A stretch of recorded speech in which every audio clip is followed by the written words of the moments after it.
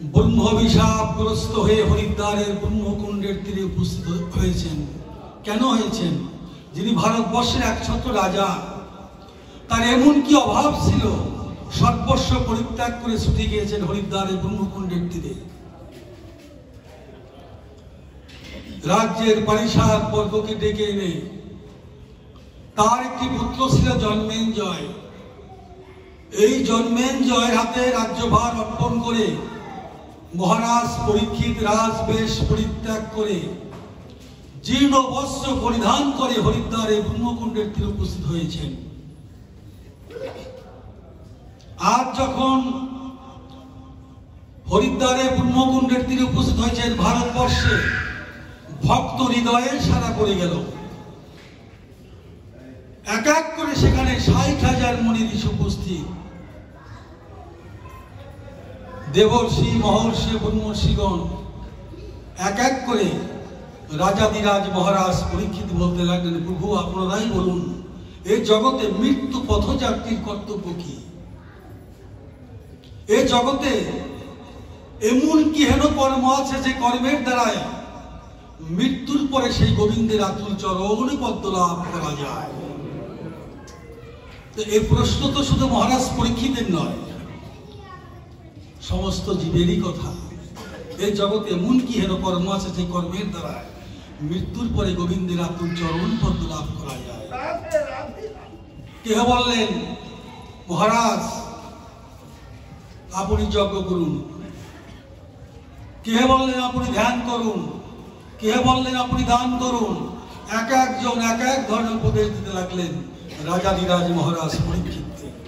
শ্রবণ করেছেন রাজাধিরাজ মহারাজ পরীক্ষিত, কিন্তু মনোভূত হচ্ছেন না। মণিবরের কথা শ্রবণ করে মনোভূত হচ্ছেন না। কেননা সত্যযুগে ছিল ধ্যান, যার যুগ যুগান্তর ধ্যান তপস্যা করে যার সান্নিধ্য লাভ করা যায় না।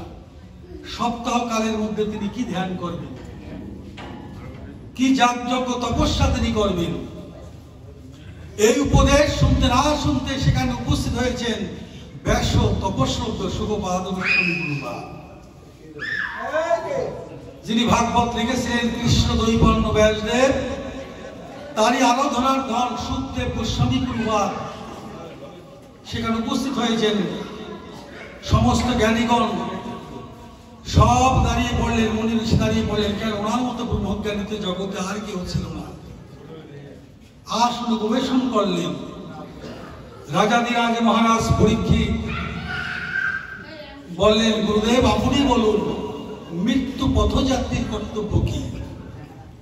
সুখদেব গোস্বামী গুরুপাদ বললেন, মহারাজ দেখুন, আপনি সপ্তাহকাল বেঁচে থাকবেন, এই জন্য যেন কোনো দুঃখ যেন না আসে। দেখুন, এই জগতে কৃষ্ণ বহির্মুখ জীব, এই জগতে কৃষ্ণ বহির্মুখ জীব যদি শত সহস্র বছর বেঁচে থাকে, ঠিক তার বেঁচে থাকার জীবনের কোনো সার্থকতা নেই।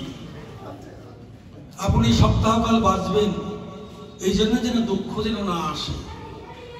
আপনি এক আসনে উপবেশনে এই সপ্তাহকাল 7 দিন একমাত্র হরি কথা কৃষ্ণ কথাই শ্রবণ করুন।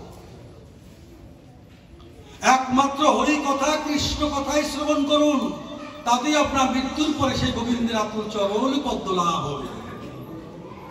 তাহলে এই সপ্তাহকাল হরি কথা কৃষ্ণ কথা শ্রবণ করেছিলেন রাজাধিরাজ মহারাজ পরীক্ষিত। আজ থেকে 5000 বছর আগের কথা। ভগবান গোলক থেকে ভূলোক এসেছিলেন, ভূলোকে লীলা করে আবার গোলকের ধন গোলকে চলে গিয়েছেন। আমরা কলিহত জীব, আমাদের জন্য ভগবান কি লিখে গিয়েছেন? ভাগবত বললেন, কৃষ্ণ ভাগবত অভিন্ন গ্রন্থ রূপবতী, তিনি গ্রন্থের মধ্যে প্রকাশ করেন। কেমন? অক্ষর ব্রহ্ম, শব্দ ব্রহ্ম, কৃষ্ণ নাম ব্রহ্ম, নামের মধ্যেই তিনি আছেন, নামের মধ্যেই তিনি আছেন। যেই নাম সেই কৃষ্ণ ভজনিষ্ঠা করি, নামের সহিত আছে আপনি শ্রীহরি। এই নামকে যদি আমরা আস্বাদন করতে পারি, তাহলে নামের মধ্যেই তিনি আছেন। যেই নাম সেই কৃষ্ণ। তো আজ এটাকে আমাদের আস্বাদন করতে হলে আস্বাদনের যোগ্যতা অর্জন করতে হবে। কেমন?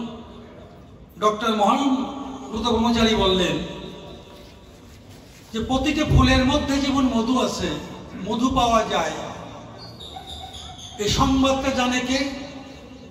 মাছি। কোন মাছি? জগতে বল্লা মাছি, ভেঙুর মাছি, কত প্রজাতিরই মাছি, কিন্তু ফুলের মধ্যে যে মধু আছে, মধু আস্বাদন করার যোগ্যতা বল্লা ভেঙুরের নাই। আছে কার?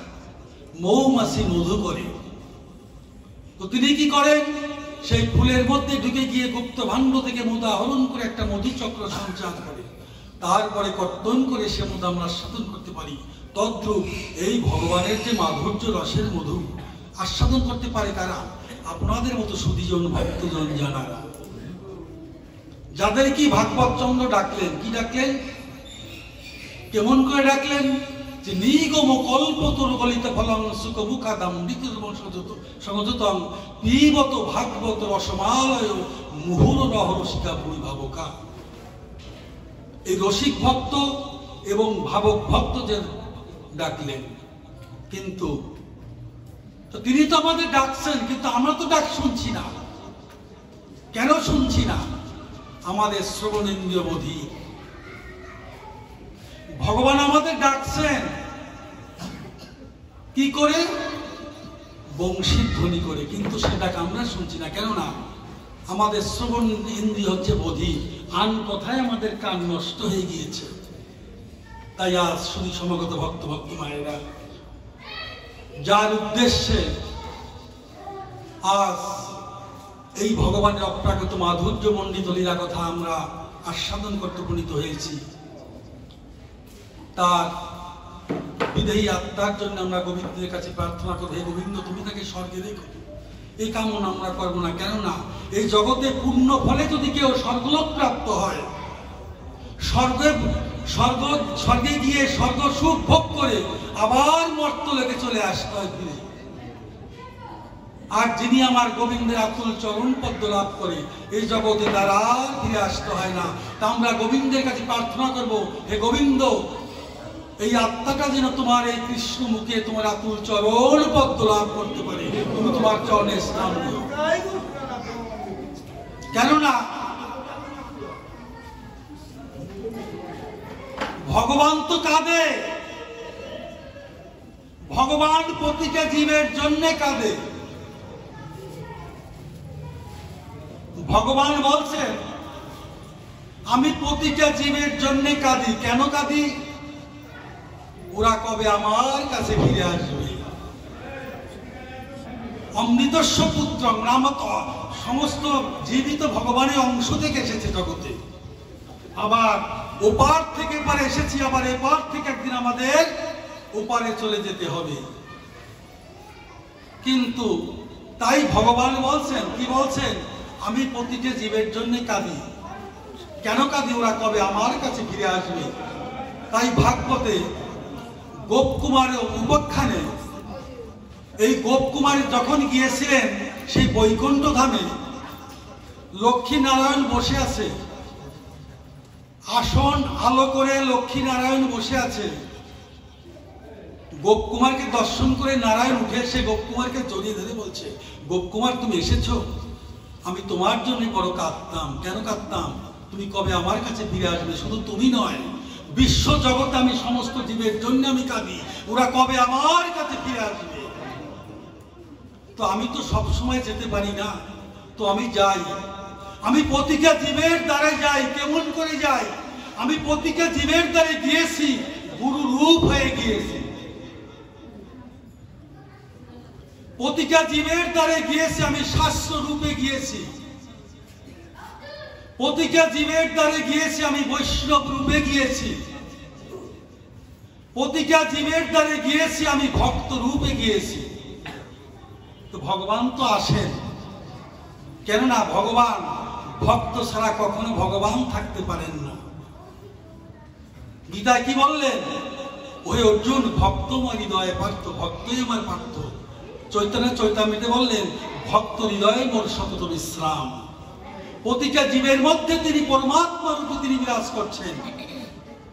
আমরা তো চিনি না, কেননা আমাদের চিত্ররূপ দর্পণে মলিনতা বুঝায়। চৈতন্য চৈতামৃতে বললেন, কি বললেন? চেত দর্পণ মার্জনন তোমার চিত্তরূপ দর্পণ যে মলিনতা, এটা মার্জনা করো। কিভাবে করতে হবে? এই সাধুগুরু বৈষ্ণব ভক্তের চরণ ধুলিতে সিক্ত হলে আমাদের চিত্তের সেই মলিনতা থেকে আমরা দূরীভূত হয়ে যাব। তাই আজ দেখুন, এই পার্থিব জগতে গুরু হচ্ছেন পিতামাতা, যার উদ্দেশ্যে পুত্ররা আপনাদের মতো সাধুগুরু বৈষ্ণব ভক্ত নিয়ে যে ভগবান অপ্রাকৃত মাধুর্য মণ্ডিত লীলা কথা আজ আয়োজন করেছেন। পিতা মাতা কি বস্তু, তার প্রমাণ দিলেন শ্রীমদ্ ভাগবতে।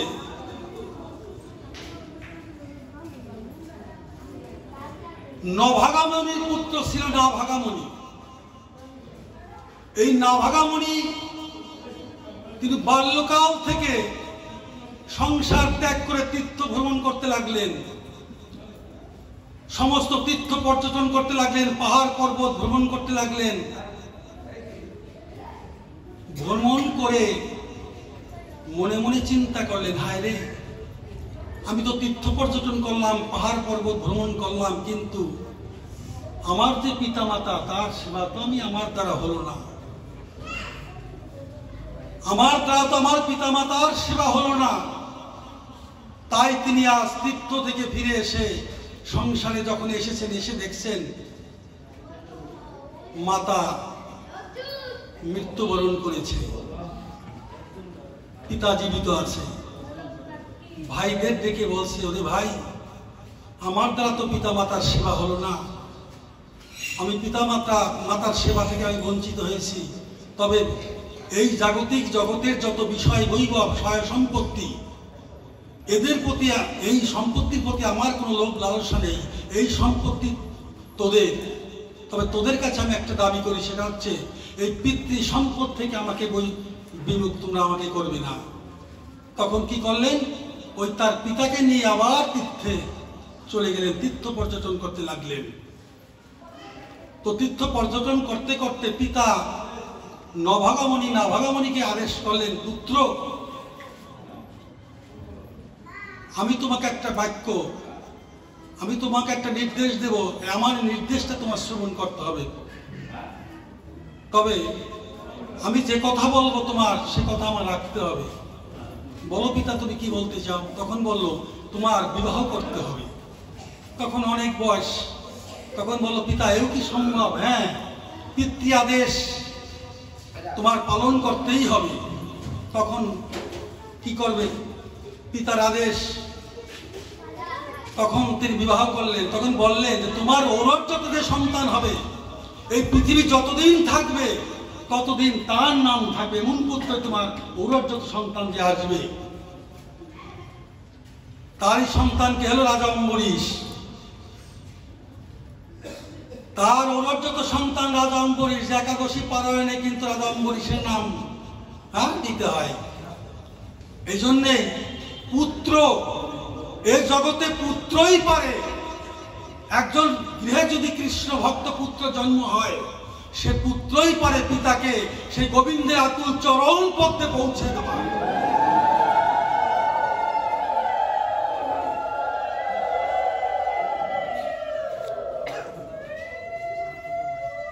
এজন্যে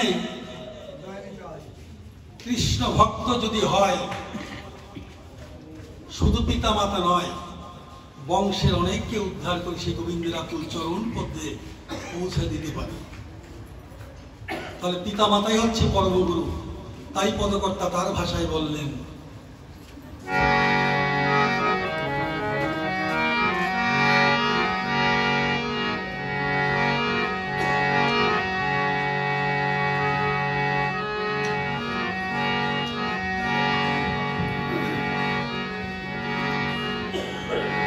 পিতা মাতা আদি গুরু,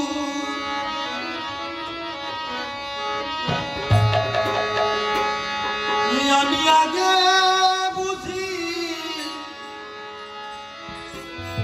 বুঝি না,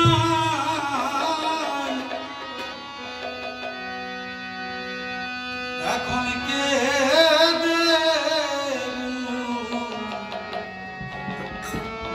ভাষা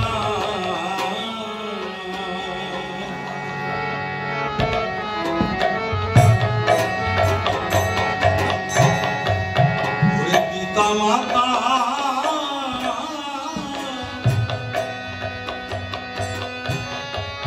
ওই আদি গুরু আমি আগে বুঝি নাই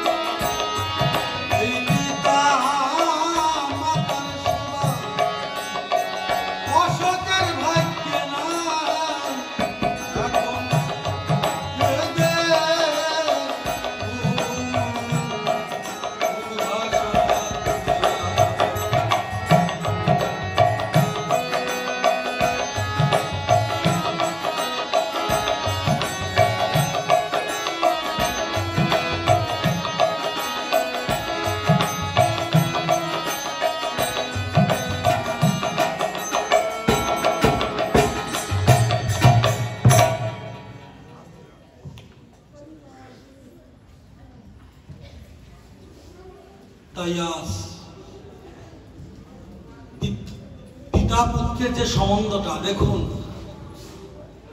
ভগবান হয়েও মাতা যশোমতী এবং কৃষ্ণের সাথে যে সম্বন্ধ লইয়াই ভজন। শাস্ত্রে কি বললেন? সম্বন্ধ লইয়া ভজে তারে কৃষ্ণ নাহিতে যে আর সব মনে অকারণ। এই জন্যই ভগবানকে পেতে হলে তার সাথে একটা সম্বন্ধ স্থাপন করতে হবে। ভজনটাই তাই, যে সম্বন্ধ লইয়া ভজে তারে কৃষ্ণ নাহিতে যার সব মনে অকারণ। যে ভগবানের যে বাৎসল্য প্রেমের, যে পিতা পুত্রের যে সম্বন্ধটা, যে মা যশোমতী শ্রীরাম বৃন্দাবনে পুত্র স্নেহটা কেমন দেখুন। এই জগতেও তো পিতা পুত্রের যে কত সম্বন্ধ, পিতা মাতা সন্তানের প্রতি কত ভালোবাসা। তাদের জন্য আমরা কি করি? কিছুই করতে পারিনি, কিছুই করি না। তার মা যশোমতী ভগবান শ্রীরাম বৃন্দাবন থেকে চলে গিয়েছেন কোথায়? মথুরায়। তো কৃষ্ণ বিরহে, গোপালের বিরহে মা যশোমতী কি করেছেন? শ্রীরাম বৃন্দাবনে পালঙ্কে শুয়ে আছেন। বাৎসল্য প্রেমের গরিমায় মা যশোমতী পালঙ্কে শুয়ে পাশ বালিশ থেকে জড়িয়ে ধরে কৃষ্ণ কৃষ্ণ বলে বলছেন, ওরে কৃষ্ণ, ওরে গোপাল, তুমি উঠবে না, তুমি উঠবে না, তোমার ঘুম ভাঙবে না, তুমি গোঠে যাবে না, মুখ ধোবে না, ননি খাবে না। বিরহটা কেমন! কৃষ্ণ কোথায়? মথুরায়। কৃষ্ণ বিরহে মা যশোমতী পাগল পারা। ওই রূপ দর্শন করে পিতা নন্দ মহারাজ এক একটা সিঁড়ি পেরিয়ে ছাদে গিয়ে এপারে বৃন্দাবন, মাঝখানে যমুনা, ওপার মথুরা। নন্দ মহারাজ তিনি ছাদে গিয়ে ডাকছেন, ওরে কৃষ্ণ দেখে যা, তোর বিরহে যেন তোর মা পাগলিনী হয়ে গিয়েছে রে। এই জগতে যদি পাগলিনী, পাগল পারা না হওয়া যায়, তো কখনো গোবিন্দের অনুভূতি, কখনো গোবিন্দ প্রেম কখনো আসে না। কেননা পাগল হতে হবে, পাগল হতে হবে কৃষ্ণকে ভালোবাসার মাধ্যমে। এই জন্যই ভাগবত বলছেন, কি বলছেন? ভাগবত শাস্ত্র ভক্তি রসপাত্র। আমরা হরি কথা, কৃষ্ণ কথা শ্রবণ করছি। এই শ্রবণ করতে হলেও হৃদয়ে যদি ভক্তির পাত্র তৈরি না হয়, হৃদয়ে যদি শুদ্ধ ভক্তির পাত্র তৈরি না হয়, সে পাত্রেও কখনো হরি কথা, কৃষ্ণ কথা থাকে না। ভক্তি থাকতে হবে। কেননা ডক্টর মহানবতমাচার্য বললেন, ইটের পরে যদি ইট দেওয়া হয় তাহলে কি হয়? ইটের পাজা। ওখানে যদি সিমেন্ট না দেওয়া হয় তাহলে কিন্তু সেটা অট্টালিকা হয় না। তদ্রূপ এই জগতে ভক্তের হৃদয়ে যদি ভক্তিরূপ সিমেন্ট না থাকে, কখনো কৃষ্ণ প্রীতি কখনো জন্মাবে না। প্রেম ভক্তি থাকতে হবে। কেননা এই জগতে মুক্তির পথই হচ্ছে শুদ্ধ কৃষ্ণ প্রেম ভক্তি। তাই আজ কাকস্য পরিবেদনা, এই জগতে তো কেউ কারো নয়। এক এক করে সবাই চলে যাচ্ছে জগৎ থেকে। হ্যাঁ, সবাই চলে যাবে, কেউ থাকবে না। আসা যাওয়ারই পালা। কেননা এই জগতে যে পর্যন্ত গোবিন্দের চরণ পদ্ম লাভ না হবে, জীব যে পর্যন্ত গোবিন্দের চরণ পদ্ম লাভ করতে না পারবে, সে পর্যন্ত ঘূর্ণি পাকের মতো ঘুরতে হবে। গন্তব্যস্থান গোবিন্দের চরণ। এই জগতে গোবিন্দের চরণ লাভ করে তারা আর জগতে ফিরে আসতে হবে না।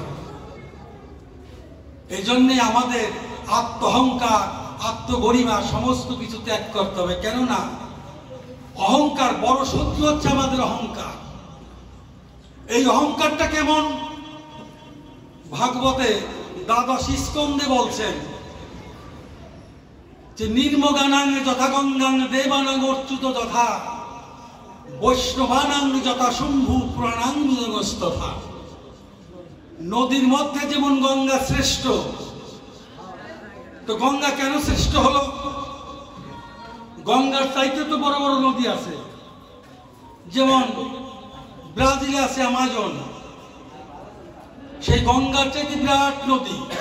কিন্তু সেও বরত্ব পেল না। কিন্তু গঙ্গা তো ছোট নদী, কেন বরত্ব পেল?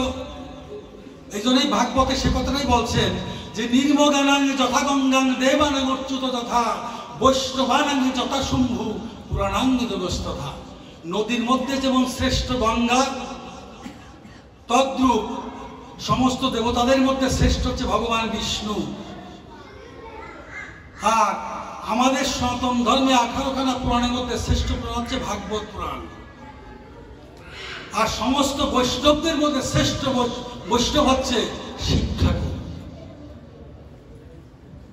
তাই একদিন কি করে গঙ্গাবর হলো? নারদমণি, এই নারদমণি বিনা ঝংকার দিয়ে তো স্বর্গ মর্ত্য পাতাল ত্রিভুবন তিনি পরিভ্রমণ করেন। কিন্তু হঠাৎ মনে মনে একদিন তার অহংকার জাগলো, কি যে আমার মতো আমি বিনা ঝংকারে কৃষ্ণ নাম করি, আমার মতো কৃষ্ণ গুণগান করার মতো ভক্ত বা আমার মতো রাগ রাগিনী জানার মতো ভক্ততে জগতে আর কেউ নাই। অহংকার হয়েছে।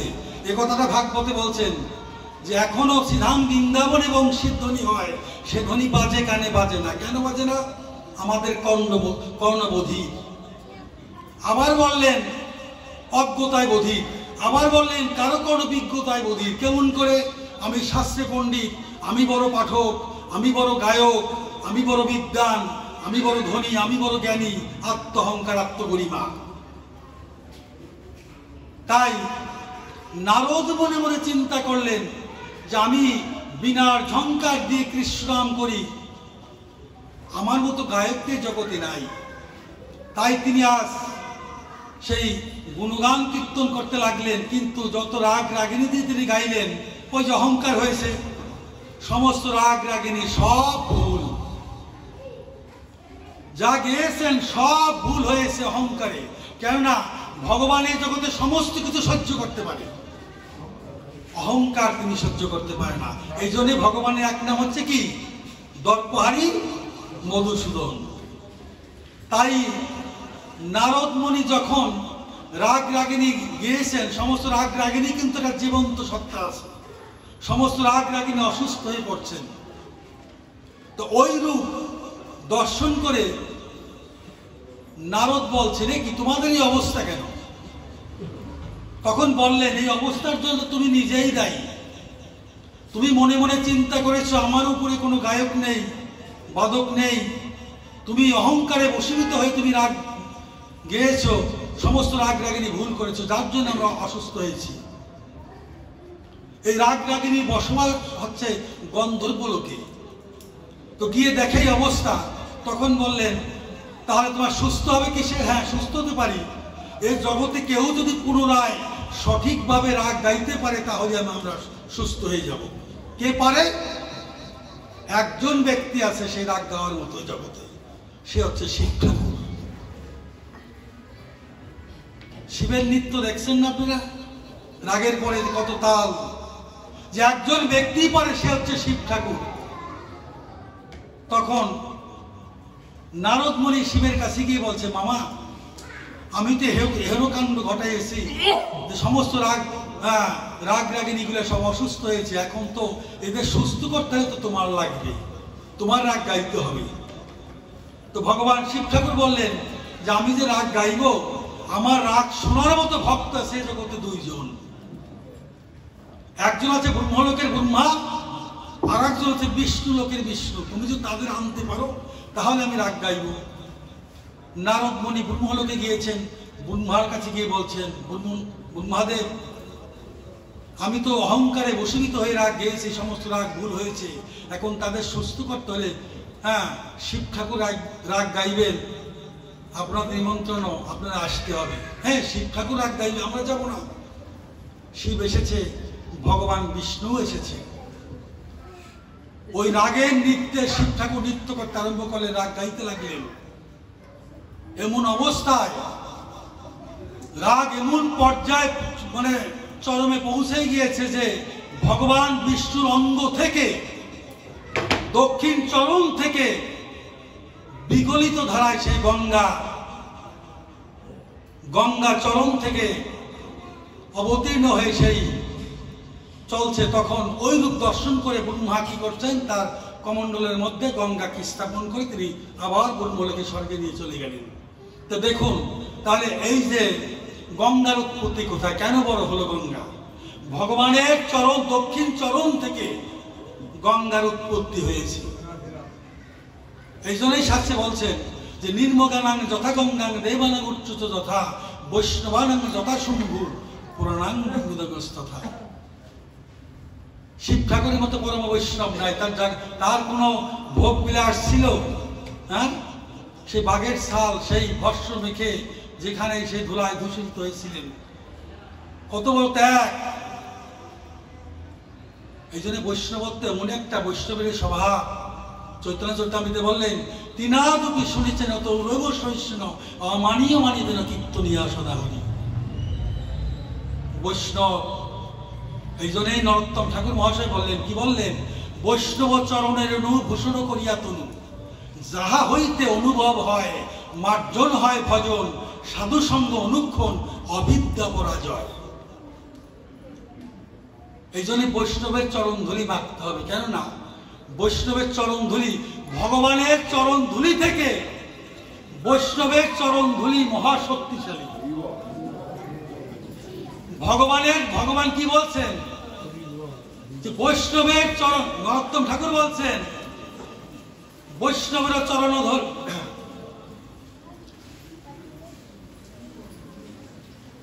এই বৈষ্ণবের চরণের ভূষণ করিয়া তনু, যাহা হইতে অনুভব হয় মার্জন হয় ভজন, সাধু সঙ্গ অনুক্ষণ অবিদ্যা পরাজয়। তাহলে আমরা এই বৈষ্ণবের পদধূলি, বৈষ্ণবের চরণামৃত এবং বৈষ্ণবের পোশাক, এই তিনটি হল মহাশক্তিশালী।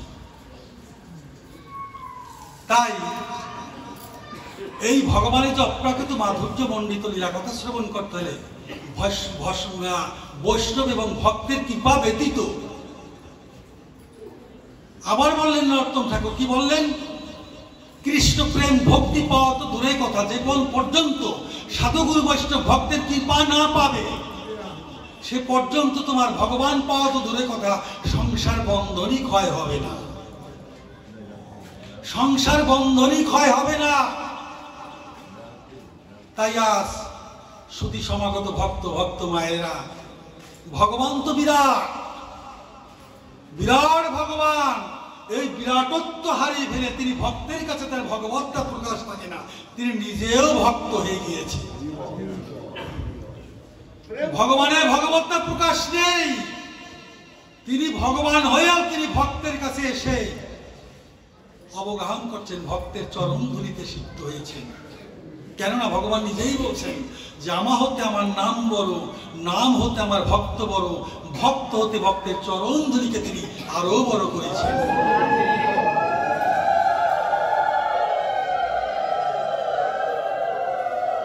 ভক্ত হৃদয়ে মোর সতত বিশ্রাম। এই জন্যই ভক্ত ভগবান বেশি দূরের নয়, অনেক নিকটে। কৃষ্ণ ভক্ত যিনি, যে কোটি কোটির মধ্যে একজন ভক্ত, কোটি কোটি ভক্তের মধ্যে একজন মুক্ত ভক্ত, ওই রূপ কোটি কোটি মুক্ত ভক্তের মধ্যে একজন সুদুর্লভ কৃষ্ণ ভক্ত। কৃষ্ণ ভক্ত নিষ্কাম এবং শান্ত, তার জাগতিক জগতে কোনো কাম কামনা বাসনা তার নেই।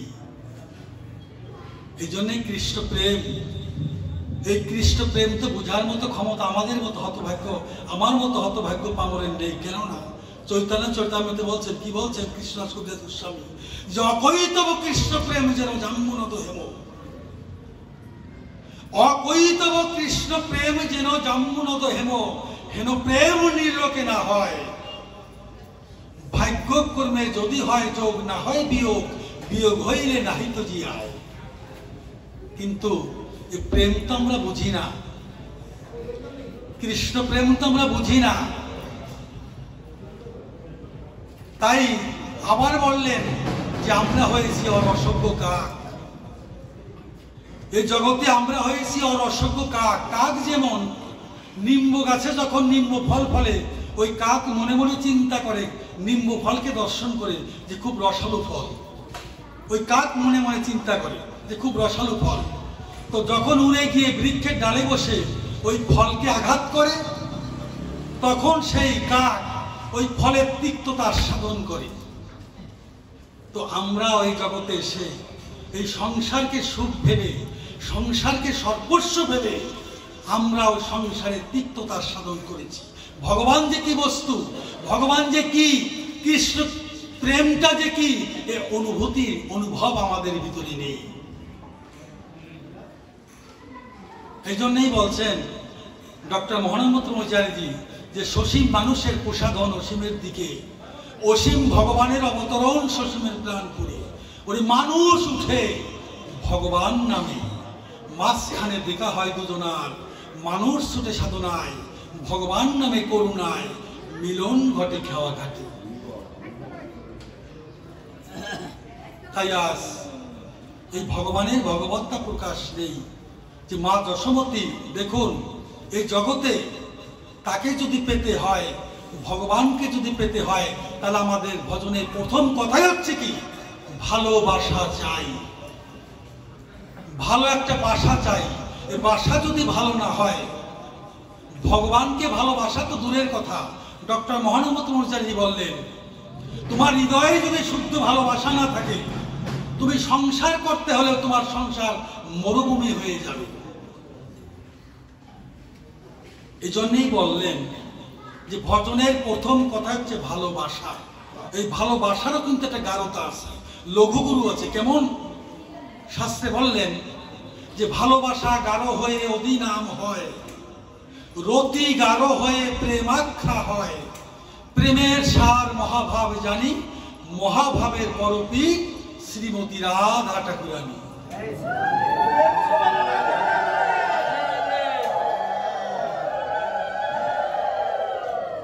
এই রাধারানীর ভাব কান্তিরূপ নিজ অঙ্গে ধারণ করে আমার গৌর হরি এসেছেন। কেন এসেছেন? এই কলিহত জীবের কুরতিকে নাশ করার জন্য। এই কলিহত জীবের কুরতিকে নাশ করার জন্য। কু মানে খারাপ, রতি মানে ভালোবাসা। আমাদের বাসাটাই নষ্ট হয়ে গিয়েছে। এই জন্যই ভক্ত সঙ্গ করতে হবে। কেননা শাস্ত্রে বলছেন, কি বলছেন? সাধু হচ্ছে পরশ। বিগত দিনের যে করোনা ভাইরাস ছিল, শুধু করোনা ভাইরাস নয়, কোন ভাইরাস জাতীয় ব্যাধি, এই রোগীর সংস্পর্শে যদি ঘন ঘন যাতায়াত করা হয়, ওই বিজ্ঞান বলছে কথাটা, ভাইরাস জনিত কোনো ব্যাধি কোন রোগীর সংস্পর্শে বারে বারে যাতায়াত করলে ওই রোগটা তার ভিতরে প্রবেশ করে, অটোমেটিক প্রবেশ করবেই। যেমন বিগত দিনে যক্ষা রোগ, এখন তো যক্ষার চিকিৎসা চলে আসছে।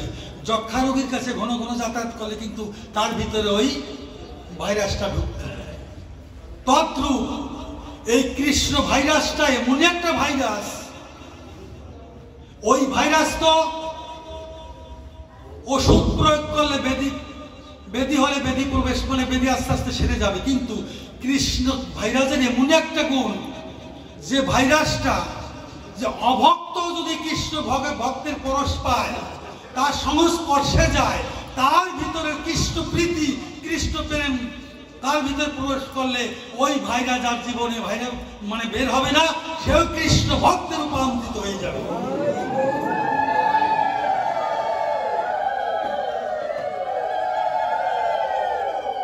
সেই হচ্ছে পরশ। এই জন্যই বলছেন যে পরশ মনির পরশে যেমন লোহা হয় হেম, সাধুরও পরশে তেমনি বারে হরি প্রেম।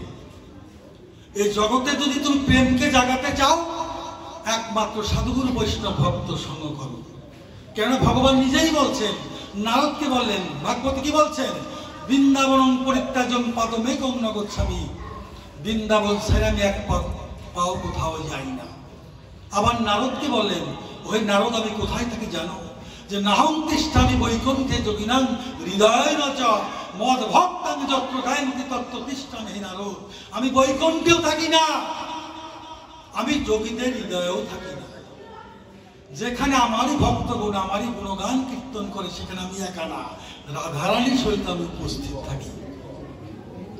এই জন্যেই পরম পিতা পরমেশ্বর অনাদিরাদি গোবিন্দ সর্বকারণ কারণম, তিনি তো পিতা। এই জগতে প্রতিটা জীবের জন্য তিনি কাঁদেন। কেন কাঁদেন? ওরা কবে আমার কাছে ফিরে আসবে, ওরা কবে আমার কাছে ফিরে আসবে, তিনি কাঁদেন। এসেছি তার চরণ থেকে, আবার চরণে গিয়ে পৌঁছাতে হবে আমাদের। আর যদি পৌঁছাতে না পারি, ঘূর্ণিপাকের মতো ৮৪ লক্ষ জনই ভ্রমণ করতেই হবে। তাই এমন যোগ্যতা আমার নেই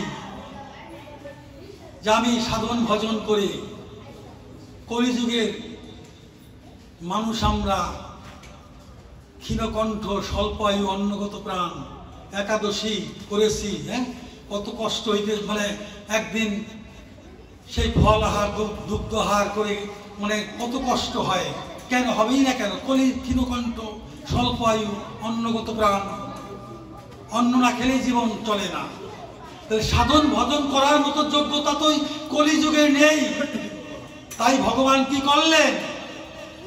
নিজে যে সত্য যুগে শ্রদ্ধান তিতায় পূজন দাপরে ভজন, কলিতে হরিনাম সংকীর্তন, কলিকালে নাম রূপে কৃষ্ণ অবতার, সর্বযজ্ঞ হইতে কৃষ্ণ নাম যজ্ঞসার।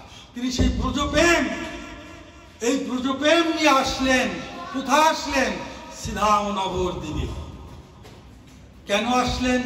এই কলিযুগ তিনি তো দেখলেন পরম পিতা পরমেশ্বর ভগবান যে কলিযুগের জীব, এর সাধন ভজন করার মতো যোগ্যতা নেই। কেননা একমাত্র হরিনামকে যদি সম্বল করতে পারে, নামাশ্রিত হতে পারে, এই নামের তরিতে একদিন নামাশ্রিত যদি হওয়া যায়, এই নামের তরি নিয়েই একদিন ভবসিন্ধু পাড়ি দিয়ে গোবিন্দের আতুল চরণ পদ্মে লাভ করবে।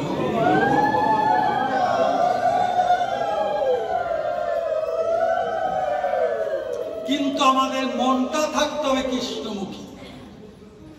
আমাদের মন যদি কৃষ্ণমুখী না থাকে, ভগবান কি বলছেন? যেই ভজে আমাকে তৈ সে আমি ভজি তাকে। এই জগতে আমাকে যদি কেউ ভালোবাসে, আমিও তাকে ভালোবাসি, নিজেই বলছেন ভগবান। তা আমাদের মনটাও যদি কৃষ্ণমুখী থাকে, যেমন সমুদ্রে জাহাজ চলে, বাংলাদেশ থেকে একটা জাহাজ আমেরিকার উদ্দেশ্যে রওনা দিয়েছে, সাগরে তো কোনো কুল কিনারা নেই, কিভাবে যায়? জাহাজের নাবিক যিনি চালিয়ে যাচ্ছেন কিভাবে যায়? জাহাজের মধ্যে কিন্তু একটা কম্পাসের কাঁটা আছে, আমেরিকা কোন দিকে, এই দিক নিদর্শনের জন্য কিন্তু জাহাজের মধ্যে একটা কম্পাসের কাঁটা আছে। কাঁটাকে লক্ষ্য করে তিনি, ওই নাবিক যিনি চালিয়ে যান, তার মনটা থাকে ওই আমেরিকার পথে, কখন গিয়ে আমি পৌঁছাবো।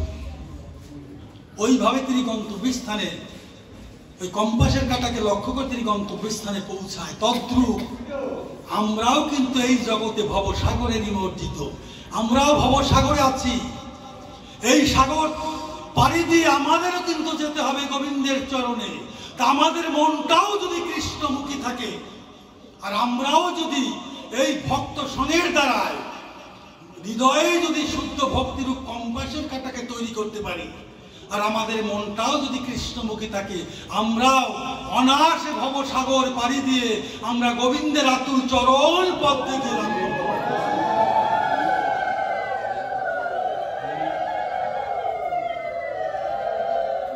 তাই আজ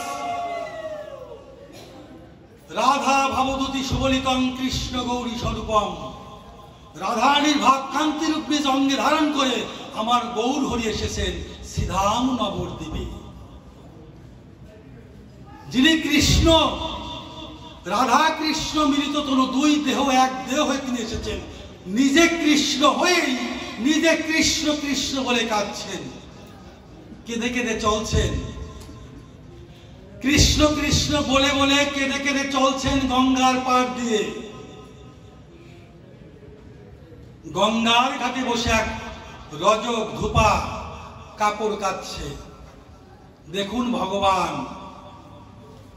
ওই রজকের কাছে হাত জোর করে মহাপ্রভু বলছেন, কি বলছেন? একবার কৃষ্ণ কহ, একবার কৃষ্ণ কহ। ওই রজক মহাপ্রভুর মুখবদন দর্শন করে বলছেন, প্রভু তোমাকে দেখতে তো নারায়ণের মতো মনে হয়, কিন্তু কৃষ্ণ বলার মতো সময় আমার নেই।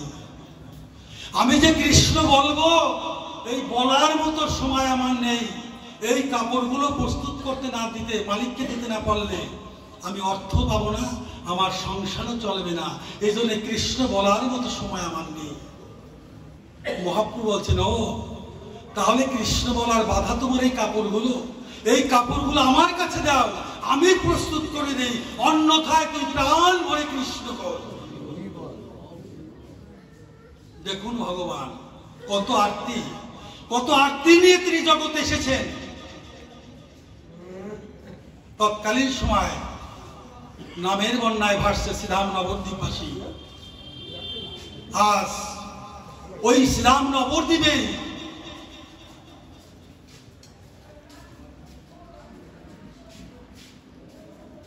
নামের বন্যায় ভাসছে বাসুদেব বিপ্রের ছোট ভাই। গৌরের সাঙ্গভঙ্গ নিয়ে, মহাপ্রভু সাঙ্গভঙ্গ নিয়ে নাম প্রচার করতে লাগলেন। যখন তার সঙ্গে স্পর্শে যায়, তার ভিতরে কৃষ্ণ প্রীতি, কৃষ্ণ প্রেম চলে আসে, নামে ভাসে। তাই আজ ওই বাসুদেব বিপ্রর ছোট ভাই গিয়ে বলছেন, কি বলছেন?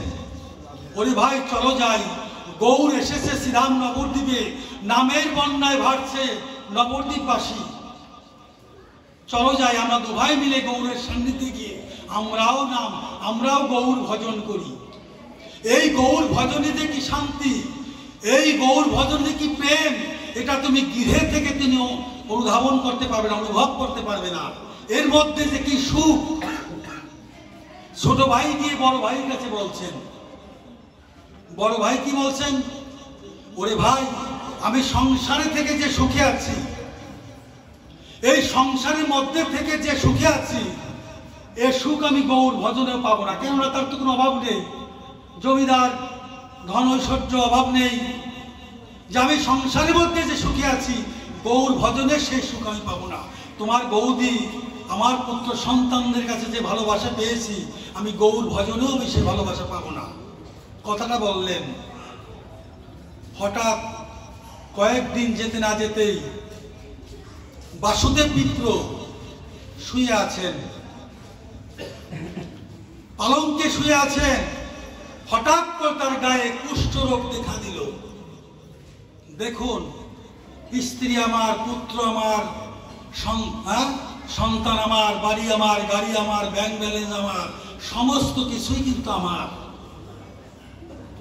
এই জন্যই সনাতন গোস্বামী মহাপ্রভুর কাছে জিজ্ঞাসা করলেন যে, প্রভু, এই বিশ্ব জগতে সকলই আমার, আমি কার? এই জগতে সকলই তো আমার, কিন্তু আমি কার? মহাপ্রভু বলছেন, সনাতন গোস্বামী বলছিলেন, সনাতন, এই বিশ্ব জগতে শুধু তুমি নয়, আমরা সবাই সেই গোবিন্দের দাস। তো বাসুদেব বিপ্র যাদেরই আমার করেছেন, সেই স্ত্রী কি বলছেন? স্ত্রী স্বামীর গায়ে কুষ্ঠরোগ দর্শন করে দেখে সন্তানদের নিয়ে একটা মিটিং করলো। রে খোকা, দেখে যা, তোর বাবার গায়ে কুষ্ঠরোগ দেখা দিয়েছে, তোর বাবার গায়ে কুষ্ঠরোগ দেখা দিয়েছে, একে নিয়ে তোর এক সংসারে থাকা চলে না। ছোঁয়া হিসেবে দিই, তোর বাবার হয়েছে, তার সংস্পর্শে গেলে আবার কার আমাদেরও হতে পারে। তখন কি করলেন? পুত্ররা বলল, ওমা, দর্শন করে। তখন পুত্ররা, কন্যারা বললেন, ওমা, এই কথাটা তো আমাদের বুকের মধ্যে এসেছিল, বুকে বলতে পারি, তুমি কি ভাববে? তাহলে এক কাজ করো, এই পিতাকে বাড়ির আঙ্গিনা থেকে দূরে এক জায়গায় রেখে আসো। কাকস্য পরিবেদনা, কেউ কারো নয়। 2 মাস, 3 মাস, 4 মাস, 6 মাস এক জায়গায় বিছানায় পড়ে থাকলে কে কার, তখন বোঝা যাবে যে জগতে আপন কার, কে আপন। তো পুত্ররা বললেন, একে বাড়ির আঙ্গিনা থেকে একটু দূরে রেখে আসো। পারিপার্শ্বিক লোক ডেকে এনে বাসুদেব বিপ্রকে ধরে নিয়ে দূরে, বাড়ি থেকে দূরে একটা তালপাতার কুটির নির্মাণ করে সেখানেই রেখে দিলেন। ক্ষুধায় তৃষ্ণায় চিৎকার করে তখন এক মুষ্ট অন্ন দেয় গিয়ে, শ্রীগাল কুকুরকে যেমন দূর থেকে দেওয়া হয় ওইভাবে গিয়ে তাকে অন্ন দেয়। ওইভাবে অন্ন খেতে খেতে মনে মনে চিন্তা করে, ওরে ভাই, তুই বলেছিলি গৌর ভজন করার জন্য, আমি তো বুঝিনি এই কি সংসার। তুই তো বলেছিলি গৌর ভজন করার জন্য, গৌরের সান্নিধ্যে যাওয়ার জন্য, আমি তো বুঝিনি এই কি সংসার। থুপড়ে থুপড়ে কাঁদতে কাঁদতে কুষ্ঠে ঘা হয়ে গেল, পোকা পড়ে গেল।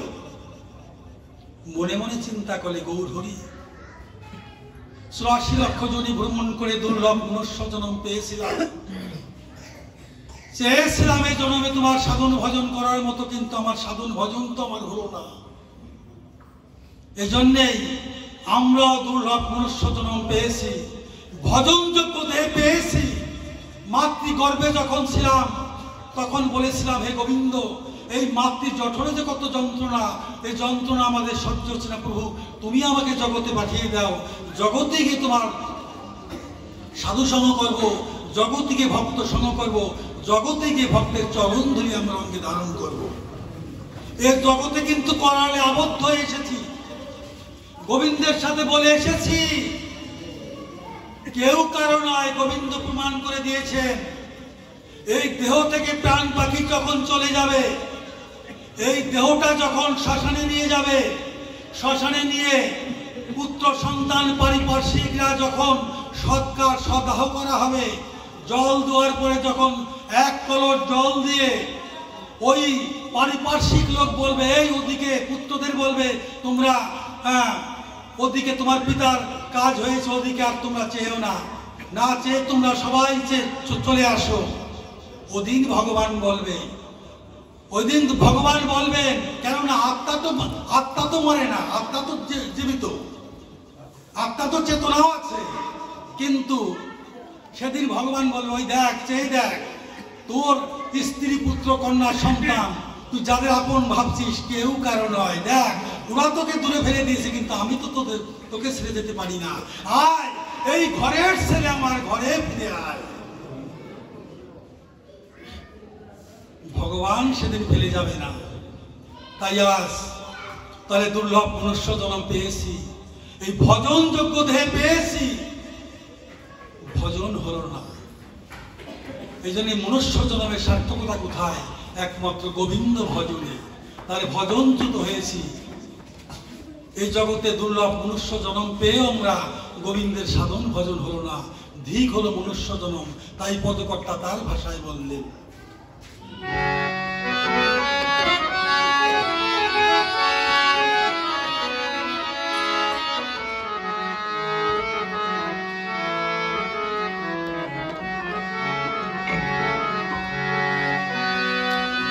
তাই মিছে হলো জন্ম আমার,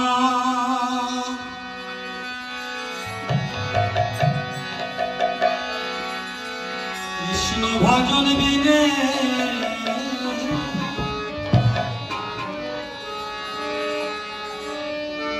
ওরে মিছে হলো ভবে আসা যাওয়া, মিছে জীবনে আমার, মিছে জীবনে।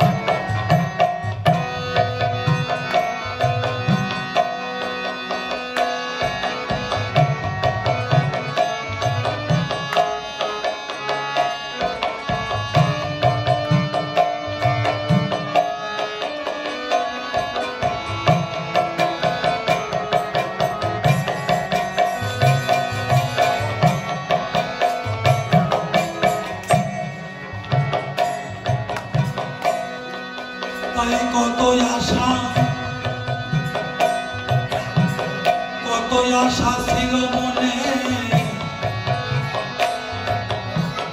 ভক্তের চরণ ধুলি পাবো,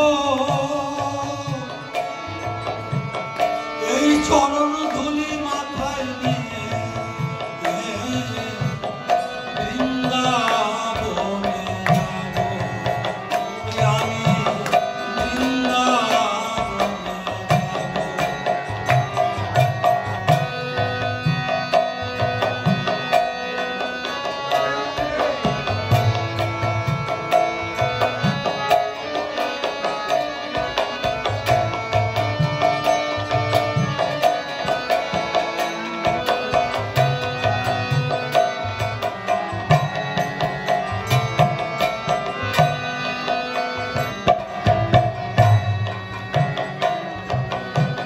তাই কত আশা ছিল মনে,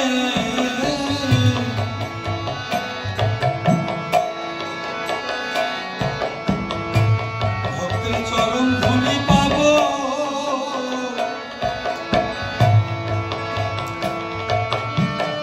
আমি চরণ ধুলি মাথায় নিয়ে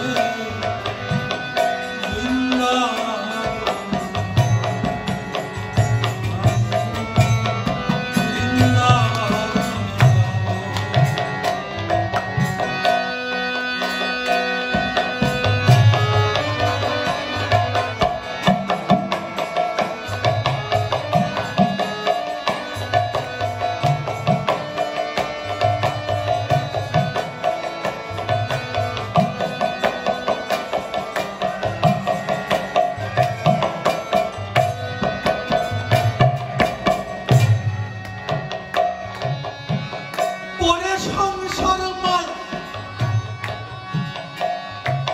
আমি তাও হারালাম,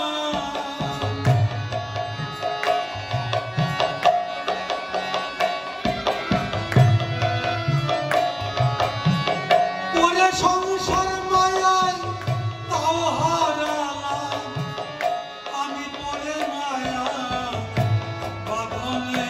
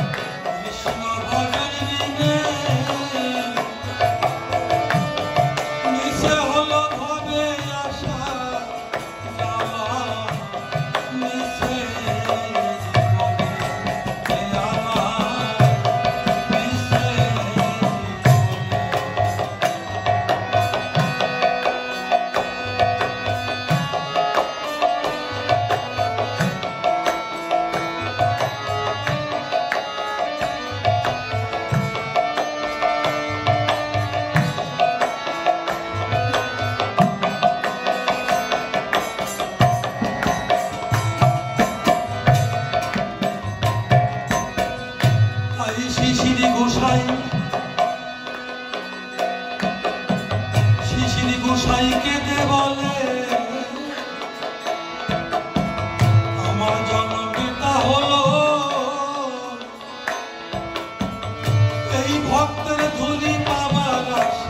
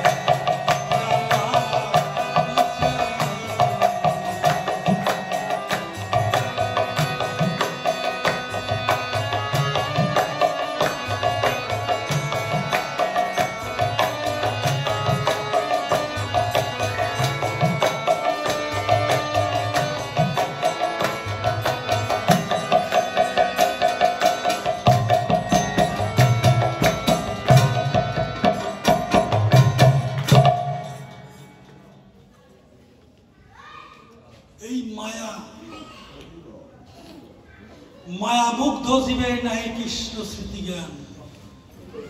মায়া এমন একটা, সেই আধ্যাত্মিক আদি দৈবিক আদি ভৌতিক, এই যে মায়া। তাই আজ বাসুদেব বিপ্র থুপড়ে থুপড়ে কাঁদতে কাঁদতে কুষ্ঠে গা হয়ে পোকা পড়ে গেল। এই পোকাগুলো দেহ থেকে চলে যাচ্ছে, আবার এক একটা পোকাকে ধরে ধরে বলছে, হায় রে, এই জগতে যাকে আমি আপন ভেবেছি, স্ত্রী পুত্র কন্যা সন্তান, যারা আমি সর্বস্ব ভেবেছি, তারা তো আমার দূরে ফেলে দিয়েছে, আর তোরা তো আমার দেহে থেকে এসেছিস, তোরা আমাকে ফেলে যাস না। ওই পোকাগুলোকে ধরে ধরে আবার ক্ষত স্থানে রেখে দিয়েছে। মহাপ্রভু শ্রীবাস অঙ্গন থেকে ভক্তদের নিয়ে নাম সম্বরণ করে হেঁটে চলে যাচ্ছে। বাসুদেব বিপ্র প্রাণে আত্মীর দিকে ডেকে উঠল, হা গৌর হরি। কেননা প্রতিটা জীবের মধ্যেই তো জীবের পরমাত্মা রূপে তিনি আছেন। যখন প্রাণের আত্মী দিয়ে ডেকে উঠলেন, হা গৌর বলে তিনি কি ডাকলেন, মহাপ্রভু হেঁটে চলছেন, থমকে দাঁড়িয়ে পড়লেন। ভক্তদের বলছেন, কে যেন আমাকে ডাকছে। ভক্তদের বলছেন, মহাপ্রভু বলছেন, কে যেন আমাকে ডাকছে। ভক্তরা বলছেন, না প্রভু, তোমাকে তো কেউ ডাকেনি। মহাপ্রভু বললেন, এ ডাক কর্ণকুহরে শ্রবণ করার ডাক না, এ ডাক হৃদয়ের ডাক। এই জন্যই যদি ভগবানকে যদি ভালোবাসা যায়, এই জগতে গোবিন্দকে দেহ মন প্রাণ উজাড় করে যদি ভালোবাসতে পারি, গোবিন্দ কি বলছেন, আমি তার হয়ে যাই। এই জগতে ভক্ত যদি আমাকে ডাকে, আমিও ভক্তের হয়ে যাই।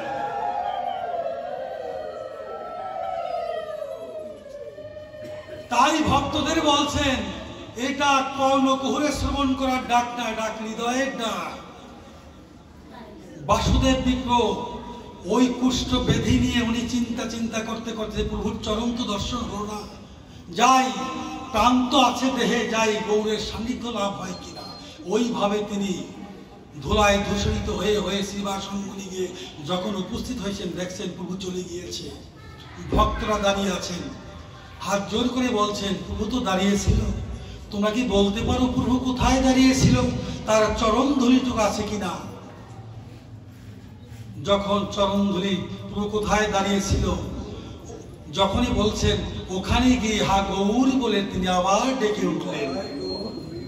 মহাপ্রভু দৌড়ে এসে বাসুদেব বিপ্র সম্মুখে দাঁড়িয়ে পড়লেন, সম্মূর্তিতে দাঁড়িয়ে পড়লেন। বাসুদেব, তুমি আমাকে ডেকেছো, প্রভু তুমি এসেছো, দেখো আমার গায়ে দুরারোগ্য সেই কুষ্ঠ ব্যাধি পোকা পড়ে গেছে, তুমি প্রভু ওখানে দাঁড়িয়ে থেকো, তুমি আমার সম্মুখে শোনা, তুমি দূরে দাঁড়িয়ে থেকো। মহাপ্রভু বলছেন, বাসুদেব, তুমি যদি তোমার সম্মুখে আমাকে যেতে না দিবে, তোমাকে স্পর্শ করতে না দিবে, তাহলে তুমি হা গৌর বলে আমাকে কেন ডাকলে? তুমি আমাকে হা গৌর বলে আমাকে কেন ডাকলে? মহাপ্রভু জোর করে এসে বাসুদেব বিপ্রকে জড়িয়ে ধরলেন। ওই গলা পচা দেহটাকে মহাপ্রভু জড়িয়ে ধরলেন। যখনই জড়িয়ে ধরলেন, মহাপ্রভুর অঙ্গ পরস্পে সমস্ত কুষ্ঠ দূরীভূত হয়ে তপ্ত কাঞ্চন সোনার দেহটা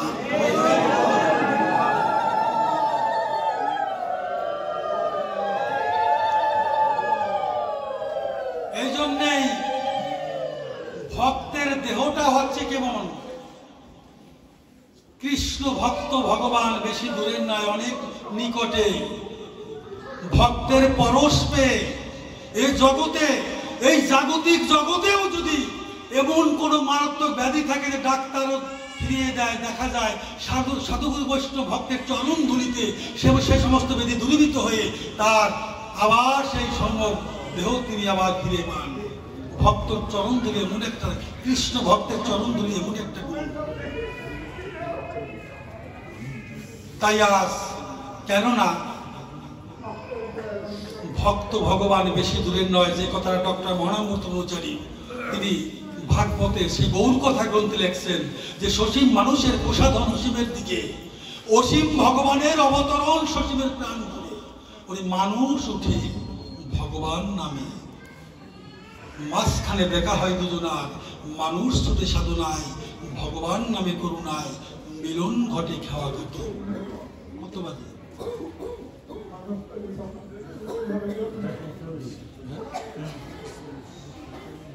এই জন্যেই ভগবান যে কথাটা বলছেন,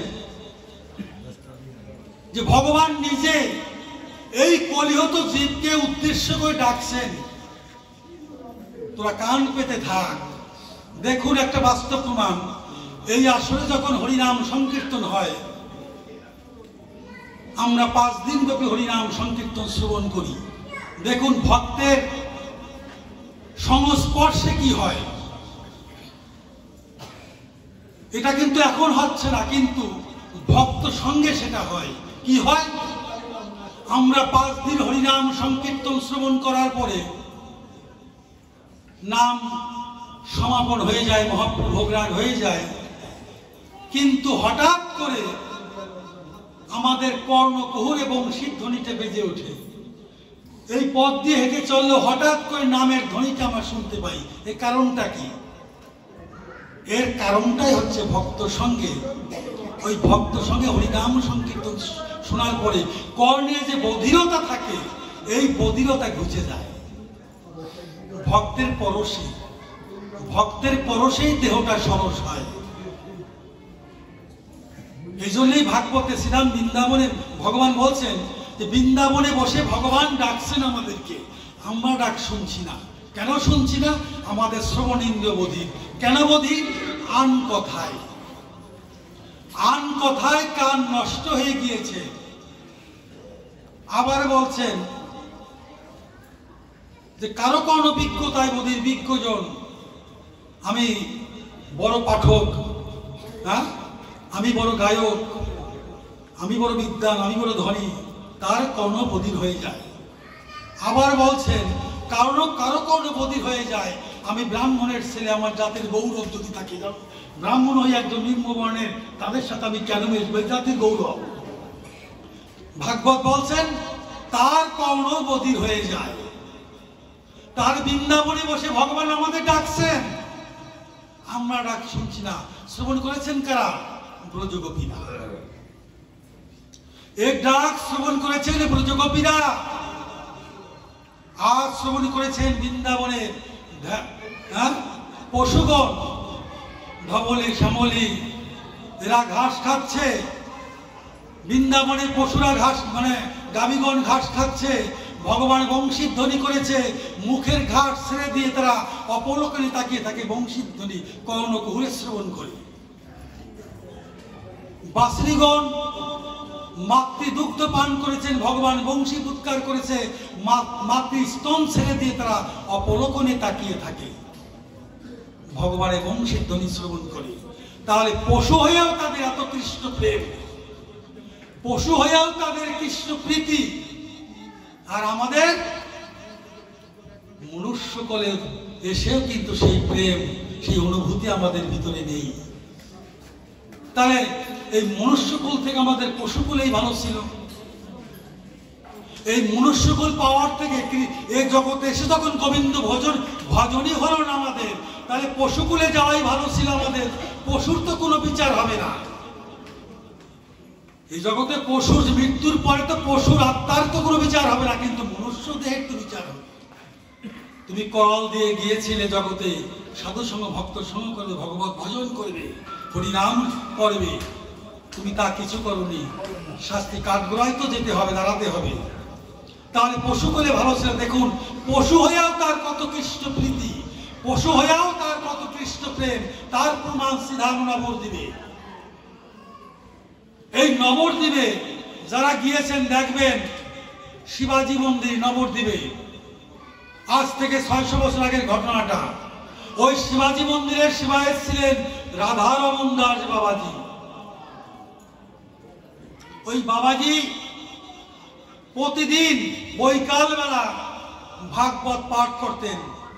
রাধারমণ দাস বাবাজি বৃন্দাবনবাসী, নবদ্বীপবাসী ভক্তরা ওখানে গিয়ে হরিনাম, সেই ভাগবতী মাধুর্যময়ী লীলা কথা শ্রবণ করতেন। করতে করতে হঠাৎ করে একদিন একটা কুকুর এসে ওই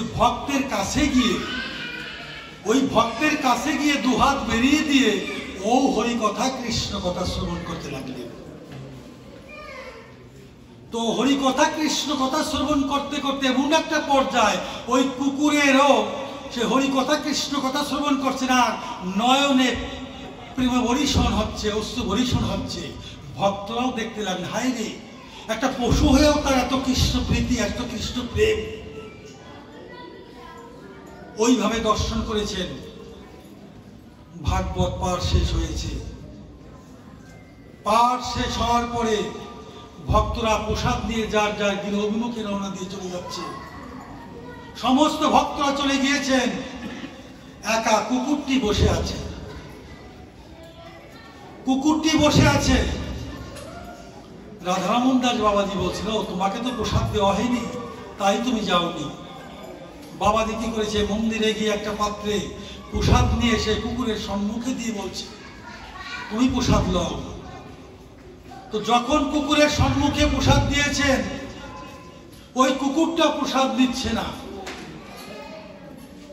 যখন বাবাজি ওই কুকুরের মাথায় হাত দিয়েছেন, তুমি প্রসাদ গ্রহণ করো, যখন মাথায় হাত দিয়েছেন, ওই কুকুরটা বাবাজির চরণে পড়ে দেহ ত্যাগ করেছেন। বাবাজির চরণে পড়ে দেহ ত্যাগ করেছেন। ওই রূপ দর্শন করে হতবাক হয়েছে রাধারমণ দাস বাবাজি, হায় রে কি ঘটনা। মনে মনে চিন্তা করে, হায় রে, তোর পশু জন্ম তো সার্থক হলো। তুই পশু হয়েও তো পশু হয়েও যায় এত কৃষ্ণ প্রীতি, তোর এই পশুকুল থেকে উদ্ধার হইতে গোবিন্দের চরণ পদ্ধতি লাভ করবি। আজ কি করেছেন, যে পশু হলেও তো তুই সাধারণ পশু না। যার কৃষ্ণ নামে বিগলিত ধারায় অশ্রু বরিশন হয়, সে তো পশু হলেও সাধারণ পশু তো সে হতে পারে না। বাবাজি কি করেছে, ওই পশুটাকে জড়িয়ে ধরে পরিক্রমা করে সংকল্প করলেন। কি করলেন, ওকে নবদ্বীপে সেই বালুকাদির মধ্যে সমাধিস্থ করলেন। সমাধিস্থ করে মনে মনে চিন্তা করলেন, আমি কুকুরে একটা বৈষ্ণব সেবা দেব। এই কুকুরের বিধায়ী আত্মার জন্য আমি একটা বৈষ্ণব সেবা দেব।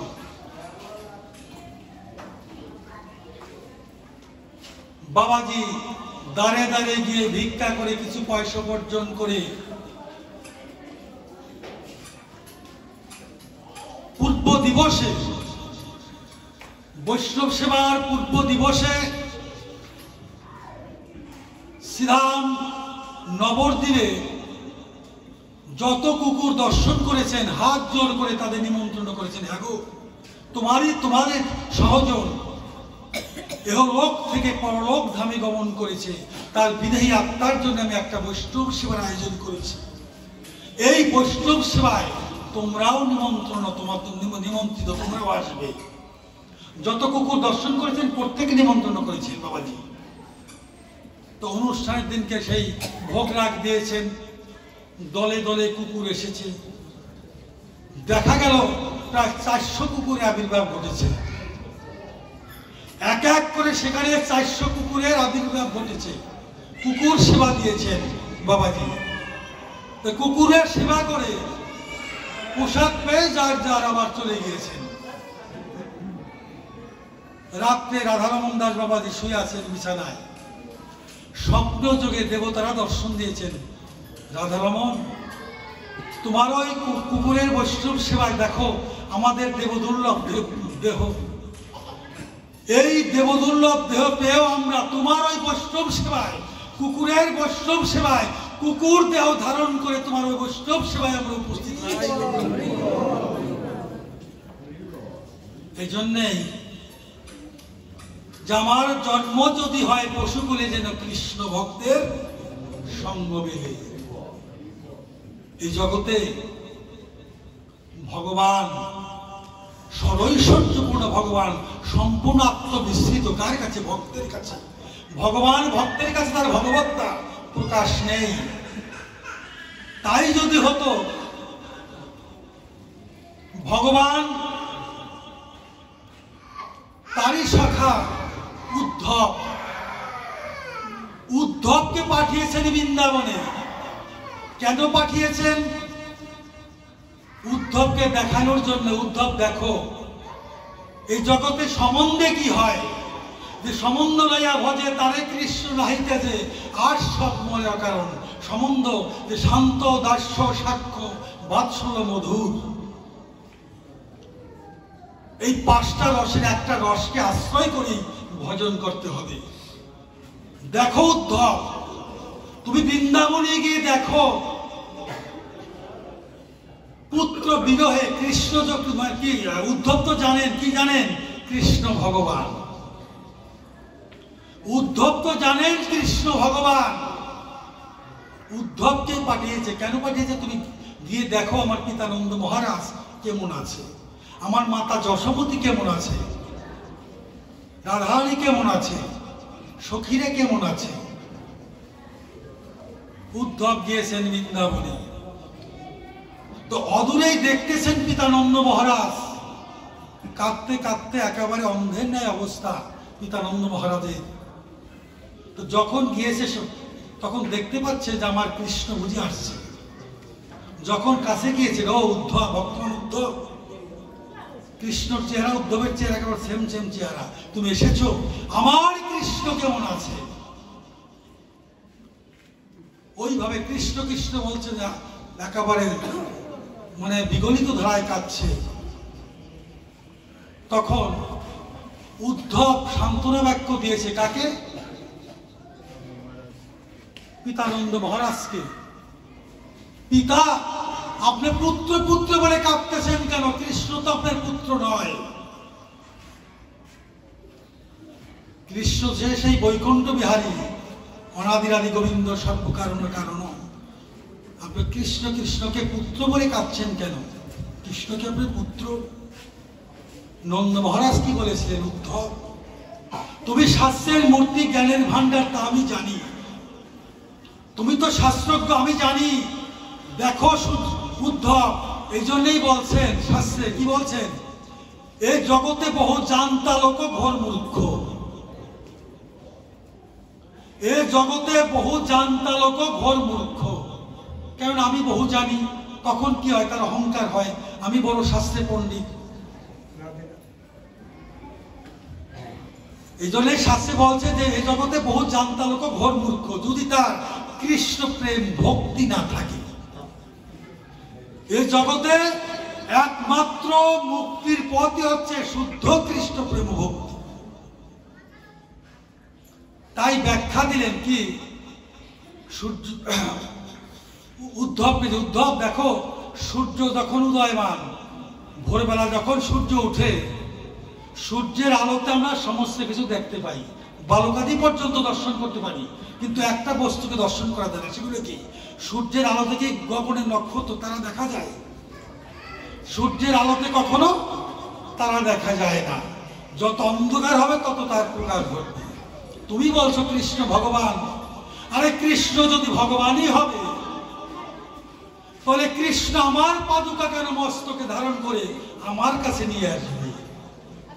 দেখুন ভজনটা কেমন, বাৎসল্য প্রেমের ভজনটা কেমন। যে কৃষ্ণ যদি ভগবানই হবে, তাহলে আমার পাদুকা কেন মস্তকে ধারণ করে আমার কাছে নিয়ে আসবে? তুমি বলছো কৃষ্ণ ভগবান। আরে কৃষ্ণ তো একটা চোর, ও চুরি করে, ক্ষুধা লাগলে চুরি করে খায়, নিজের খায়, মানুষদের খাওয়ায়। আমি, তুমি বলছো কৃষ্ণ চোর, কৃষ্ণ ভগবান। তো এইভাবে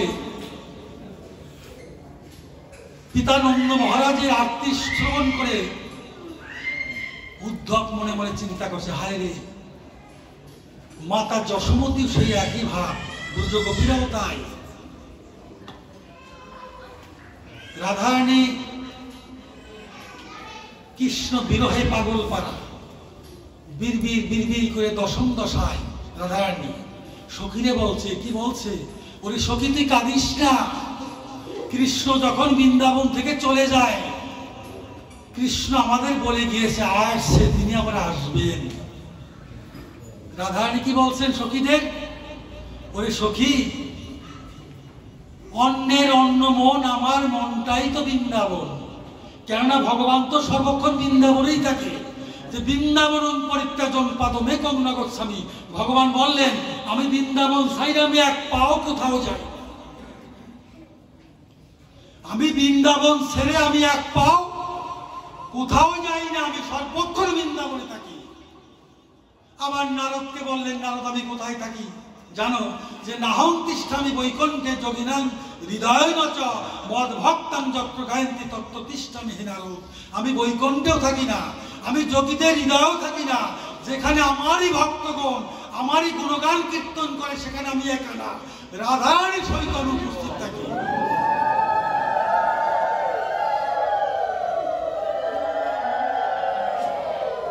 তাই যখন দশম দশায় রাধারানী বিড়বিড় করে বলছেন, ললিতা সখীরা গিয়ে বলছে ওই রাধে তুই কাঁদিস না, কৃষ্ণ যখন চলে যায় তখন আমাদের বলে গিয়েছে আর সে তিনি আবার আসবেন।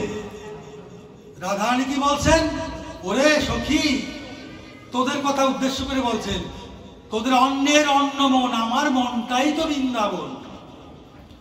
রাধারানী বলছেন যে অন্যের অন্য মন, আমার মনটাই তো বৃন্দাবন, বনে মনে এক করে মানি। আমি যখন চলি পথে আমার সখা যায় আমার সাথে সাথে চরণে চরণে ঠেকাইয়া যা। কৃষ্ণ আমার কাছে সর্বক্ষণ বৃন্দাবনেই থাকি। কেননা প্রতিটা জীবের মধ্যে বৃন্দাবন আছে। প্রতিটা জীবের মধ্যে 84 করোড় দেহের মধ্যে এই দেহ যেমন বৃন্দাবন ধামটা 84 করোড় বৃন্দাবন, এই দেহটা হচ্ছে এই দেহটাও 84 করোড় বৃন্দাবন। প্রতিটা জীবের মধ্যে পরমাত্মা রূপে সেই বৃন্দাবন ধাম এখানেও আছেন। একটা হচ্ছে সেই বৈকুণ্ঠ ধাম বৃন্দাবন, একটা হচ্ছে শ্রীধাম বৃন্দাবন শ্রীধাম, আর একটা হচ্ছে সেই গুপ্ত বৃন্দাবন শ্রীধাম নবদ্বীপ ধাম, আর একটা হচ্ছে এই নববৃন্দাবন ধাম, আর একটা হচ্ছে এই হৃদি বৃন্দাবন। প্রতিটা জীবের মধ্যে এই প্রতিটা ভক্ত যারা জানবে তারা এই প্রতিটা জীবের মধ্যে যে পরমাত্মা রূপী ভগবান বৃন্দাবনে সে রাধা গোবিন্দ ভক্ত হৃদয়ে রাধা গোবিন্দ রূপ সেই বিহার করে থাকে ভগবান।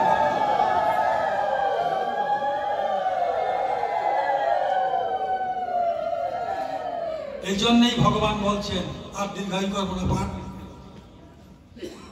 ভগবান সরৈশ্বর্যপূর্ণ ভগবান, সম্পূর্ণ আত্মবিস্তৃত। কত বড় ভগবান কত ছোট হয়ে যান, এটাই তার মাধুর্য। এই জন্য প্রতিটা লীলাক্ষেত্রে ভগবানের দুইটি প্রকাশ, একটা হচ্ছে ঐশ্বর্য, একটা হচ্ছে মাধুর্য। ঐশ্বর্য হচ্ছে মহত্ব, ভগবান বিরাট সরৈশ্বর্যপূর্ণ ভগবান, আর একটা হচ্ছে মাধুর্য, বীরত্বের প্রকাশ। যার ভয়ে বিশ্ব জগতে সমস্ত জীব ভীত, দেবতারা পর্যন্ত ভীত, যার ভয়ে ভীত তিনি ভীত। কার কাছে? মা যশোমতীর কাছে। এটা কিসে? ভালোবাসায়। তাহলে শুধু সমাগত ভক্ত মায়েরা আমরা যেন এই ভক্ত সঙ্গ করে ভক্তের সংস্পর্শেও গিয়ে যেন আমরা এই বাসাটা যেন ভালোবাসা করতে পারি, এবং যার যার স্ব গুরুর মহিমা কৃপায় যেন এই বাসাটাকে যেন ভালো করতে পারি। তাই